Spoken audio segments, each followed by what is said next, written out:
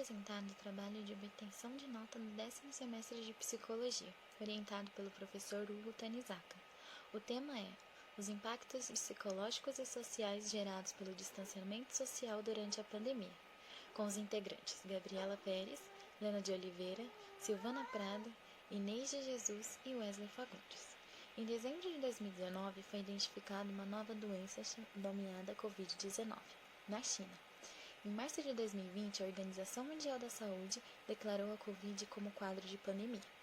Assim, criou-se estratégias para o seu combate com medidas de segurança e não exposição ao vírus. Com o distanciamento social, proibindo aglomerações em vários locais, como escolas, supermercados e shoppings. Por conta da pandemia do Covid-19, no indivíduo surge um estado de pânico social e a sensação de isolamento. Provoca sentimentos como angústias, insegurança e medo, que podem se estender até mesmo após o controle do vírus. Diante disso, o objetivo desse trabalho é realizar uma pesquisa sobre os impactos psicológicos e sociais no período de isolamento durante a pandemia do Covid-19 e, assim, apresentar estratégias de enfrentamento para minimizá-los. A principal pergunta para a nossa problematização seria: quais os efeitos da pandemia do coronavírus na saúde mental durante o distanciamento social? Com o objetivo geral de descrever os principais impactos psicológicos e sociais causados no indivíduo pelo distanciamento social durante a pandemia. Nossos objetivos específicos são especificar os tipos de impactos psicológicos e sociais, com o intuito de estabelecer políticas de prevenção, sintetizar as mudanças psicológicas que ocorrem com as pessoas através do distanciamento social e esclarecer quanto o distanciamento social pode afetar negativamente o indivíduo.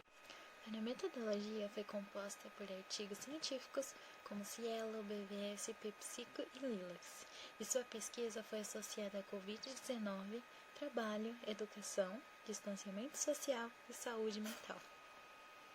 Oi, eu me chamo Lena e o nosso trabalho tem como foco os impactos psicológicos gerados pelo distanciamento social durante a pandemia de coronavírus. Eu vou começar falando o que é e como surgiu o vírus, como proteger e quais são os diagnósticos. Segundo a Organização Mundial de Saúde, o surto surgiu na China e causa sinais de resfriado e aumenta cerca de 3 a 5% dos casos. É um vírus respiratório que tem os mesmos sintomas de uma gripe, porém pode levar a uma síndrome respiratória aguda grave. Deu início no mercado de frutos de Wuhan, localizado na China, e os primeiros casos foram expostos na virada do ano de 2019. E aumentou com muita velocidade. Conforme a Organização Mundial de Saúde, o vírus é transmitido de uma pessoa doente para outra ou por contato físico, por meio de apertos de mão contaminadas, gotículas de saliva, espirro, tosse, objetos contaminados, como celulares, mesas, talheres, maçaneta, teclado de computador. Por isso é importante evitar tocar nesses objetos, que é de extrema importância a higienização dos objetos, lavar as mãos com água e sabonete e o uso de álcool em 70%.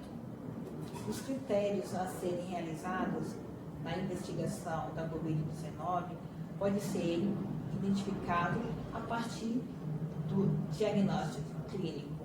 A doença é investigada em pacientes que apresentam febre, sintomas respiratórios como tosse, coriza, dor de garganta, diarreia, náuseas, vômitos, perda ou diminuição do paladar, dificuldade de passagem do ar do nariz para a garganta, a desidratação e falta de apetite.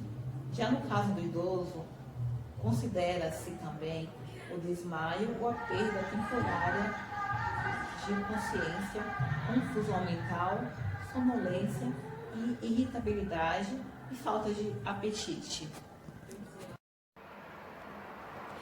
Bem, vamos falar sobre os impactos na saúde mental gerados pelo distanciamento social. O período atual é como um grande imprevisto, pois ninguém esperava passar por uma pandemia. Tivemos que fazer diversas adaptações e mudanças nos hábitos e rotinas que não faziam parte dos nossos planos. O distanciamento social e a higiene redobrada, eles passaram a ser atividades responsáveis conosco e também com o outro. E a nova realidade, a do virtual, essa se mostrou a mais segura para encararmos nossas tarefas. E tudo isso mexe com as pessoas, trazendo grandes repercussões na saúde mental.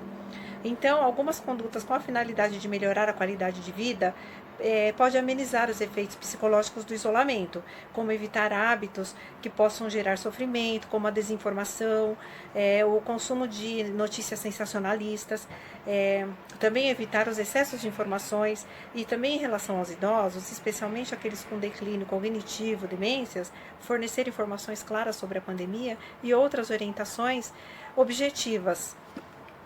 Então, ao mesmo tempo, é muito importante organizar uma rotina, né? Uma rotina que equilibre a atenção a si, ao trabalho e também à família. E bem como também aproveitar este momento de distanciamento para desenvolver bons hábitos, como a prática de leitura de livros, uso consciente e moderado da internet, ver filmes, cozinhar, desenhar, pintar, entre outras atividades consideradas como hobbies. Também sendo importantes para estimular a consciência e relaxar.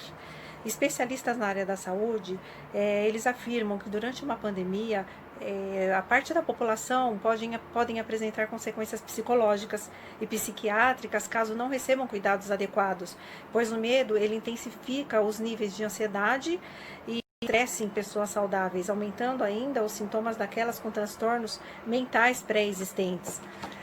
Então, com isso, o estudo mental dos profissionais de saúde, o estado, no caso, mental dos profissionais da saúde e outros que estão ao seu lado, como motoristas, seguranças e trabalhadores da limpeza, é motivo de preocupação devido a fatores como pressão, estresse, burnout, ligados também ao grande período de trabalho e também ao manejo de casos graves e também ligados ao medo da contaminação e da morte, ligados à distância também da família.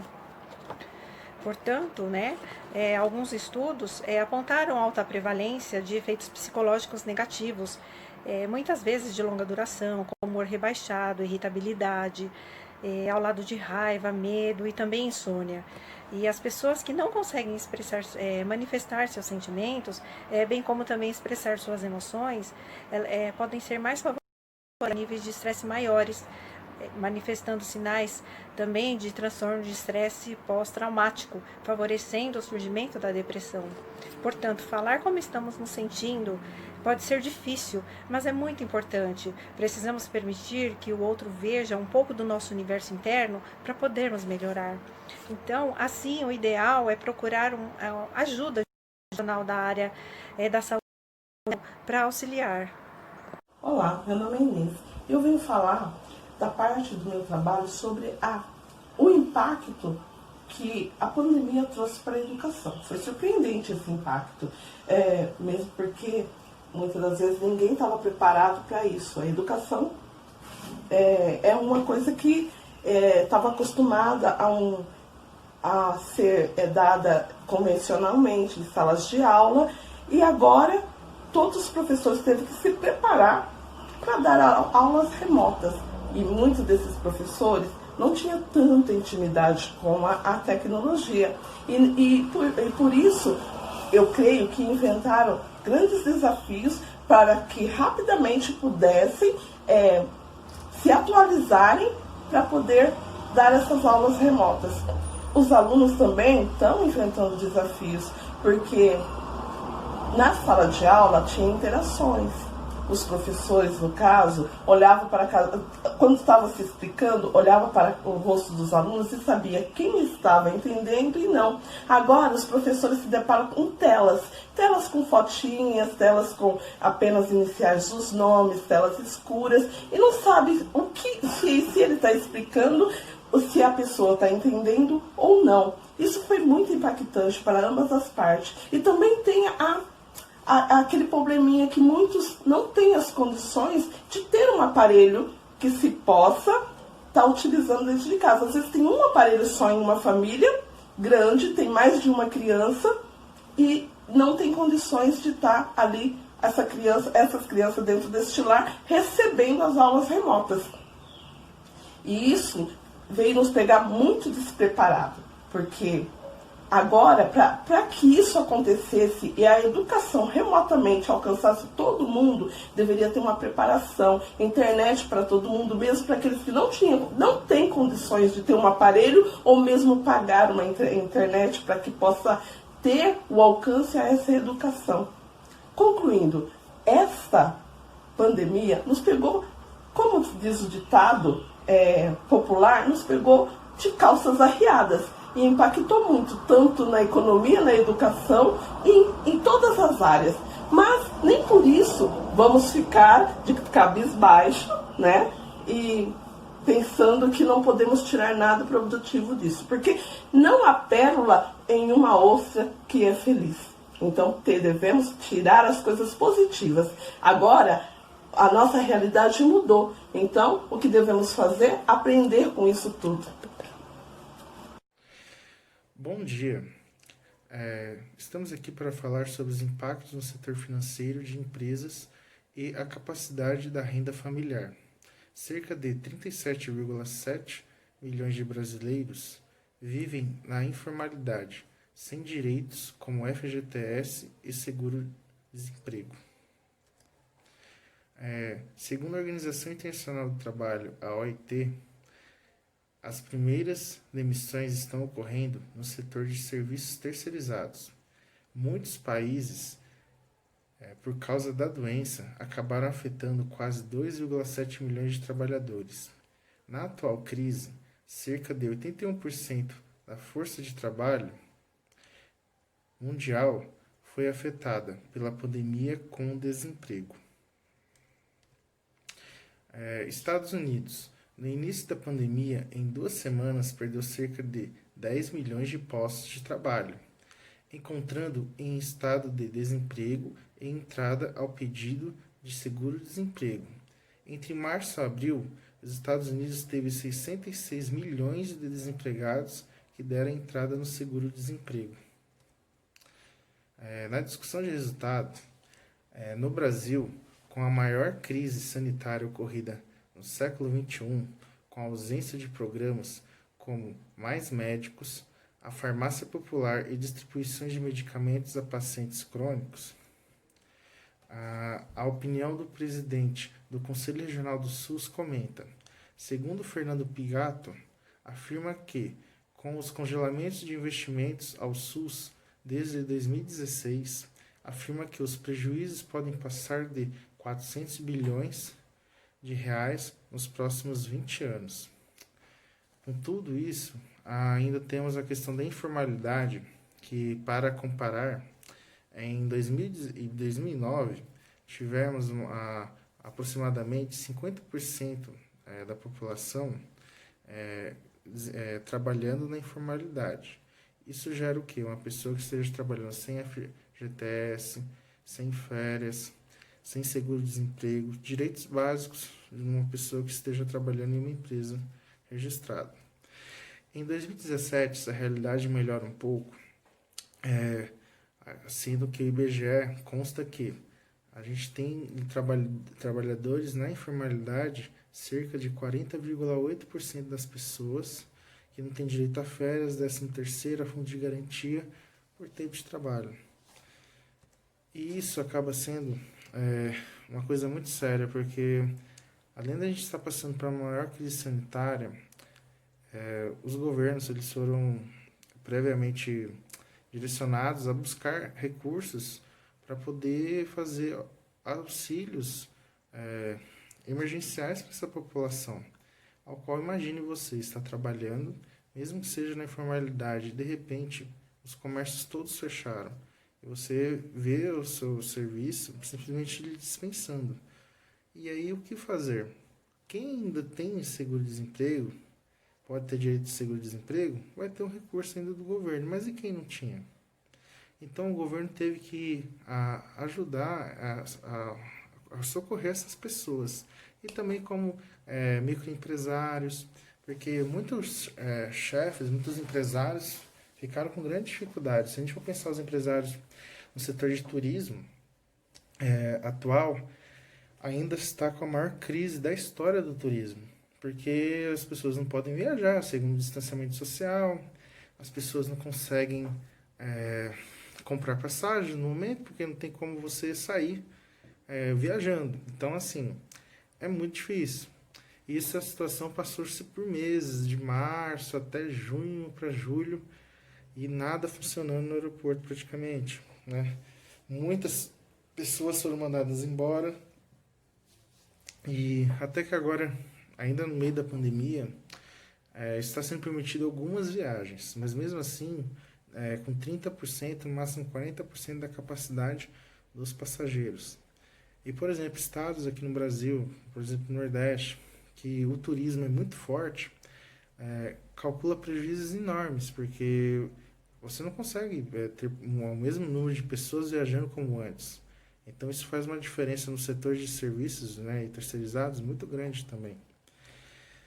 Espera-se que, com o tempo, a ciência, com o avanço da ciência, encontre-se uma vacina. E essa vacina ela possa restabelecer na sociedade uma maneira das pessoas poderem se sentir mais seguras, reduzir as mortes das pessoas, porque, segundo as nossas pesquisas, ao qual a gente teve dados, né, do Ministério da Saúde, né, aqui no Brasil, a gente tem a média móvel de mortes ainda acima, superior a 600 mortes por dia. E a gente já está, desde março, né, que foi declarado 11 de março, né, questão da pandemia, né, no Brasil. E a gente já está aí aproximadamente aí, agora em novembro, 8 meses na pandemia. Então é uma preocupação na sociedade sobre essa questão das mortes, principalmente. Como a gente pode, por exemplo, na área da educação, né, um outro setor também importantíssimo no país, colocar crianças, né, numa sala de aula e fazer elas terem aulas no distanciamento social sem que elas corram risco de vida por causa da pandemia. Então, no momento, não é viável as aulas presenciais para crianças, adolescentes, né, adultos, pelo risco. Mas também vem um outro desafio. Mas como a educação vai continuar evoluindo sem aquela interação presencial entre o aluno e o professor, que é tão essencial para o nosso aprendizado, nosso crescimento. E aí vem as plataformas digitais, o ensino híbrido, que inicialmente a gente está utilizando essas ferramentas para que a educação possa continuar.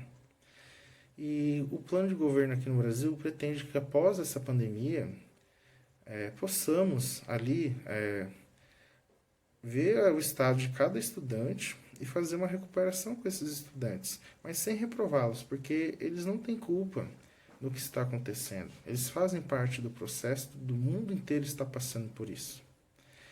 E por fim, eu gostaria de encerrar sobre uma reflexão de um sociólogo que eu gosto muito, que é Durkheim, ao qual ele vai falar 3 tipos de suicídios numa sociedade.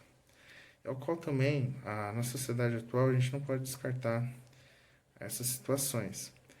Como o suicídio egoísta, ao qual é aquele que a pessoa só pensa em si e que não se encaixa com o mundo, e que o mundo não se encaixa com essa pessoa, e que ela resolveu que ali é melhor ela acabar com a vida dela, porque o mundo não está indigno da presença dela, nem ela é indigna da presença desse mundo. Né? Temos o altruísta, que é aquele suicídio ao qual pode ser causado por uma questão social, né? Uma crise social, mas que você também possa ali olhar uma situação e intervir para aquela pessoa que você queira bem, e você se apresenta para morrer no lugar daquela pessoa, né? E acaba se matando, né? Por um bem maior de alguém. E o último é o anômico. Esse tipo de suicídio acontece muito em situações de crise mundial, de guerras. Um exemplo muito bom, né, na Segunda Guerra Mundial, os japoneses, eles lançavam aviões, né, nos Estados Unidos, se matando, né, eles se matavam, assim, jogando aviões, né, nos soldados dos Estados Unidos, para que pudessem eles fazer um bem a um país, né, defender uma nação. Ou como, por exemplo, os atentados do World Trade Center, ao qual estava em situação de fogo, tinha caído 2 aviões, né, nas Torres Gêmeas, e as pessoas se viram na situação, ou a gente pula daqui no 100º andar, ou vamos morrer asfixiados pela fumaça, ou queimados pelo fogo. Então eles tinham 3 opções: pular, morrer asfixiado, ou esperar morrer queimado pelo fogo. Muitos preferiram, então, ali cometer o suicídio pulando, com uma leve esperança, quem sabe eu sobrevivo. Das 3 mortes eu prefiro pular. Então, com essa apresentação que que o grupo está fazendo, e eu também gostaria de falar que a pandemia é algo que a gente está passando e que vamos superar. Pode demorar ainda mais 1, 2, 3 anos, o tempo certo ninguém sabe, mas é importante a gente ter o distanciamento social, amar o próximo, também sem uma maneira de tocar naquela pessoa, mas também respeitando o espaço do outro, sabendo que é importante não ter encontros sociais agora, mas que lá na frente, aquela distância que a gente teve do nosso ente querido, valeu a pena, porque a gente vai reencontrar quem a gente sente tanta saudade nesses tempos de distanciamento social. Então, obrigado a todos. Para as considerações finais, durante a pesquisa, é esclarecido que não foi só a diminuição do contato físico com pessoas como familiares e amigos que geraram impactos adoecendo os indivíduos, mas sim o contexto geral, já que com o isolamento aumentou-se a taxa de desemprego, diminuindo a renda familiar, além das informações negativas que estão sempre expostas em mídias, assustando ainda mais a população. Houve também uma queda na educação, já que as aulas tornaram-se remotas. É importante a elaboração de algumas intervenções relacionadas a informações emitidas, que algumas vezes podem ser falsas, gerando dúvidas. Algumas medidas de segurança, como a prevenção de lavar sempre as mãos, o uso da máscara e o atender ao isolamento social, além das informações sobre a saúde mental e onde encontrar profissionais capacitados para melhor atendê-los. Não só no período da pandemia, mas como depois para a readaptação e como lidar com as perdas e as mudanças. Observa-se que os sintomas psicológicos mais comuns ressaltados foram principalmente o estresse, o medo, o pânico, ansiedade, culpa e tristeza, que também geram sofrimentos psíquicos e podem ocasionar o surgimento de transtornos de pânico, transtornos de ansiedade, transtorno de estresse pós-traumático e depressão. Estas ações podem ajudar a trazer grandes benefícios à população, reduzindo consideravelmente as consequências do isolamento social na saúde mental do indivíduo, atuando na prevenção de futuros transtornos psiquiátricos e sofrimentos psíquicos.